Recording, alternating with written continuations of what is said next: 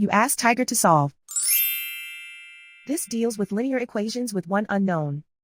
The final result is r equals -3. Let's solve it step by step. Simplify the expression. Expand the parentheses. Simplify the arithmetic. Multiply the coefficients. Group all constants on the right side of the equation. Add 8 to both sides. Group like terms. Simplify the arithmetic.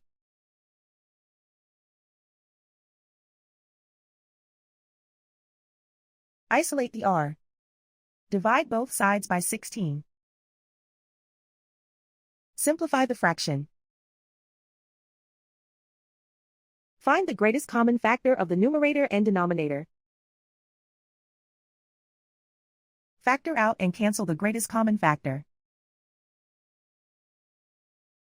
And so the final result is r equals -3.